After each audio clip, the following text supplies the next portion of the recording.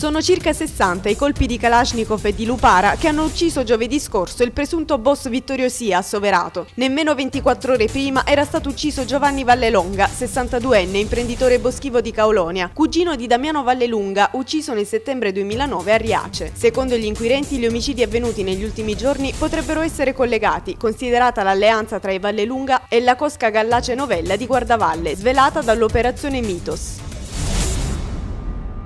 La polizia ha arrestato a Rosarno Giuseppe Spasaro, di 55 anni, con l'accusa di essere l'intestatario fittizio di un'impresa di cui sarebbe socio occulto Francesco Bellocco, 21 anni, latitante ed affiliato all'omonima cosca dell''Ndrangheta. L'arresto di Spasaro, già fermato nel gennaio scorso nell'ambito dell'operazione Rosarno e Nostra 2, è stato fatto dalla squadra mobile di Reggio Calabria in esecuzione di un'ordinanza di custodia cautelare emessa dal GIP su richiesta della DDA Regina.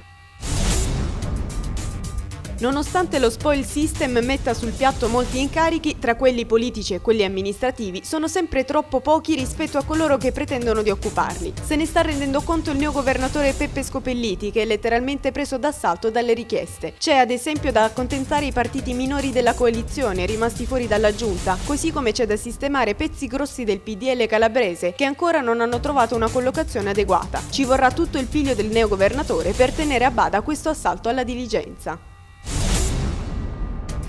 È stata una riunione all'insegna della resa dei conti, quella della direzione regionale del PD, svoltasi ieri a Lamezia. Sul piatto infatti c'era la disfatta alle regionali ed i nodi sono saltati subito al pettine. Agazio Loiero ha ammesso una mancanza di umiltà, ma si è poi autoassolto per l'operato della sua giunta. Gli strali maggiori però sono stati indirizzati al segretario regionale del partito, Guccione, che nonostante gli inviti a mettersi da parte non intende dimettersi e accusa l'ex governatore.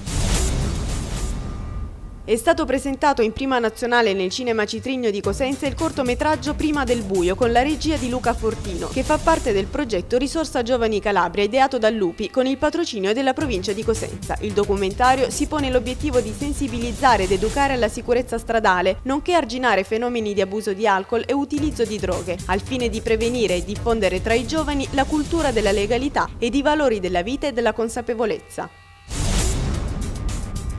Continuano i lavori di scavo in discesa fosso a Crotone, man mano che proseguono emergono nuovi particolari della domus romana con annesso impianto termale. La vasca, che conserva i gradini di accesso, all'origine era rivestita con lastre di marmo e nella parte superiore era dipinta con finiture a fasce rosso pompeiano e nero, segno di eleganza e raffinatezza. Inoltre è stata notata una curvatura nell'intonaco che rappresenterebbe uno dei sedili della vasca e poco distante l'imbocco del canale di alimentazione.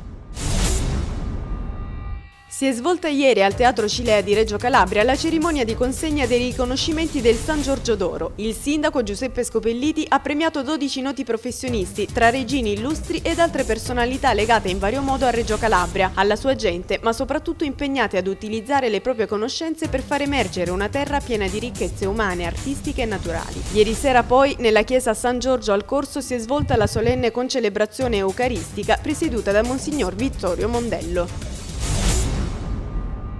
È stato ricordato con una mostra nel Museo Civico del Castello Fortezza di Carlo V l'artista crotonese Pino Attivissimo. L'iniziativa, voluta dall'assessore all'identità Silvano Cavarretta, è un tributo postumo della città ad un artista che non ha mai apprezzato abbastanza quando era ancora in vita, mentre era osannato in Francia, nel resto d'Italia e in particolare a Napoli. Sono diverse le opere di Attivissimo esposte ed illustrate al pubblico dal critico Anna Russano e dal curatore della mostra Adolfo Oliverio.